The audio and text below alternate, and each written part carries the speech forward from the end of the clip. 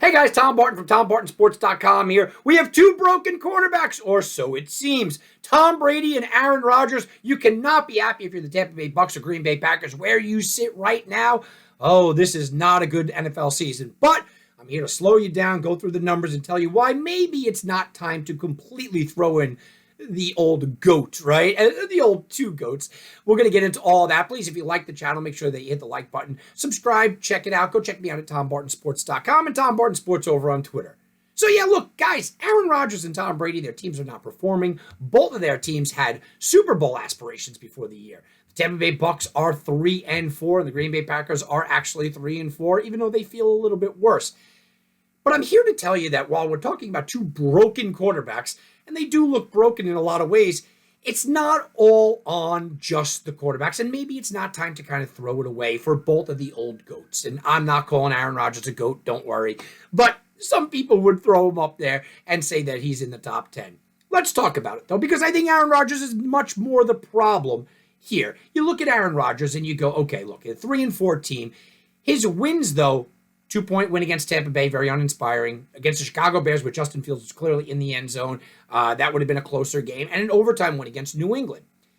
It's the Aaron Rodgers disconnect that I think we have to look at. Now, I could tell you back and forth and talk to you about numbers and say he now has 9 games in a row where he's thrown for less than 275 yards. It's the most ever in the history of Aaron Rodgers, right? He's thrown for 195, 234, 255, 251, 222, 246, and 194. That is very un-Aaron Rodgers-like. And you start to get the conversations coming out. We know about the offseason. We know that Aaron Rodgers could be surly. We know Devontae Adams is gone. Randall Cobb gotten injured. There's a lot of excuses. People are going to talk about the offensive line with Bakhtiari. It's all a lot of excuses. And yes, a lot of it can be attributed and say, sure, there's some validity behind that. But there's also the idea with the Aaron Rodgers and the Green Bay Packers this year that there is a disconnect. We all forget why, because they made nice and everything was okay, that Matt LaFleur and Aaron Rodgers did not get along in the first year together, right? If you remember the call that didn't come to Aaron Rodgers, they didn't ask him about him being hired, and then there was a short call, and it was kind of an arrogant Aaron Rodgers being angry at Matt LaFleur. Now, 2 13-win seasons in a row kind of cured all that, but these two guys don't really overly get along. Last week, before the game last week against the Washington Commanders, they asked Aaron Rodgers, what would you do with this offense? And he said, I think it's time to simplify it. I think we have to simplify the offense, and that's my response to that question. I think that would help everybody out. They asked Matt LaFleur, Aaron Rodgers wants to simplify it. Matt LaFleur looked directly at the reporters and said, I have no idea what that means.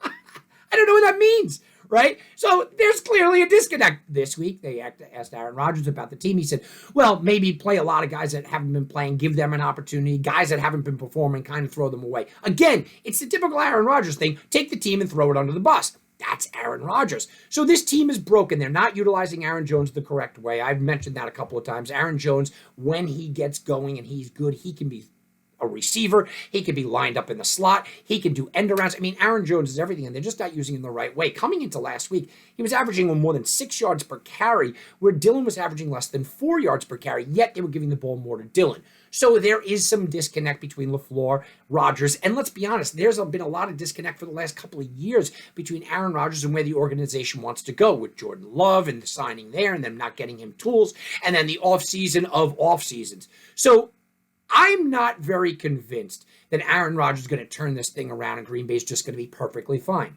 But I've also seen that division with a relatively weak schedule coming up and not a dominant Minnesota team.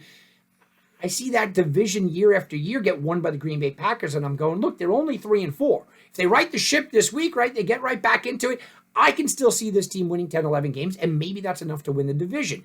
Aaron Rodgers is the problem right now. He's part of the problem, but he is part of the problem. He is one of the guys right now that needs to get fixed. I don't know if Aaron Rodgers' ego is going to let him fix this team. Let's go to Tom Brady, the GOAT, right? He is broken.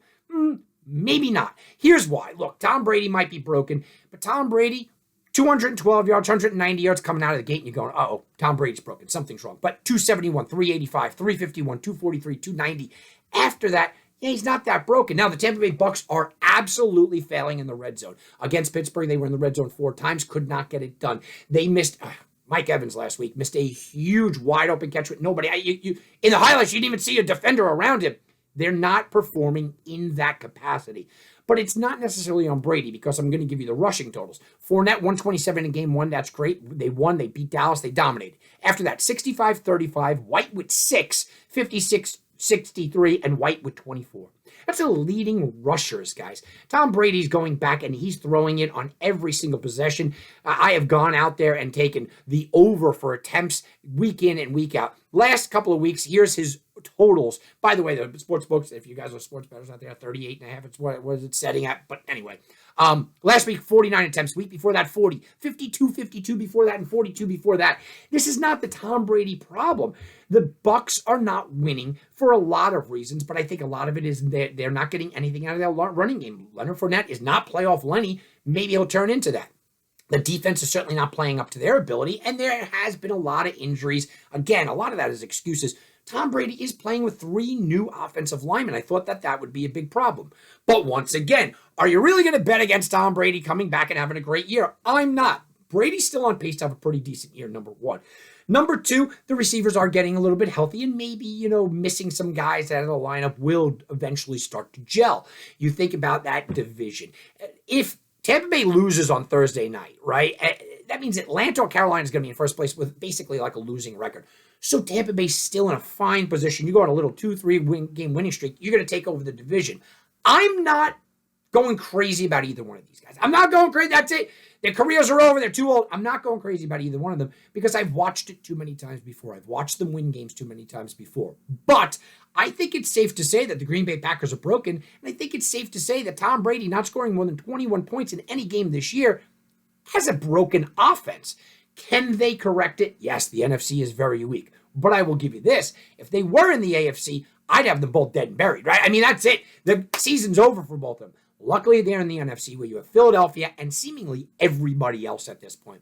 Could Tampa Bay be playing for an NFC Championship game? Sure, I could see them making their corrections. Could Green Bay be playing for an NFC Championship? Yeah, I guess I could kind of see it, although Aaron Rodgers would choke in the game and lose to a guy like Jimmy Garoppolo at home. But I digress. Look, I don't think it's time to hit the panic button on either one of these guys, but it may be time to start looking at their offenses as a whole in a different light. Green Bay, you know what? In order to win, you can't just rely on Aaron Rodgers' arm anymore. He has shown you that. You can't. You've got to run the ball with Jones more than Dillon. Get back to the basics.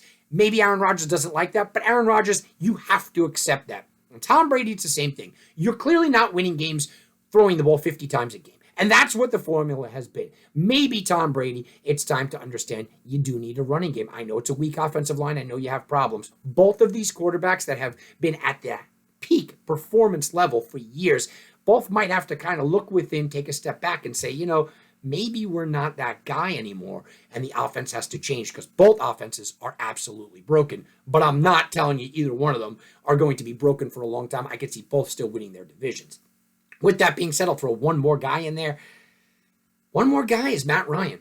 Look, I know you don't compare Matt Ryan to Tom Brady or Aaron Rodgers, but Matt Ryan is a borderline Hall of Famer. He's got 61,743 passing yards all time. That's 7th all time. I think that Matt Ryan probably will squeak into the Hall of Fame. He was just benched. He was benched for Sam Ehlinger. He was not benched because Matt Ryan was playing, just atrociously and he just couldn't deal with it. He was benched because the offensive line cannot block anymore. They simply can't. And Sam Ehlinger is a guy with over 500 rushing yards in Texas. He can get out of the pocket a little bit. Matt Ryan and the way that he is very much like a Tom Brady. If you can't protect him, he's not going to be effective. So they went in a new direction. I'm not telling you that Brady or Rodgers are going to be benched. I'm not telling you that they can't come back here and win the division. They are both definitely broken. But these offenses have to change. If not, we're going to be looking at a playoff without Brady and Rodgers for the first time since I could ever remember.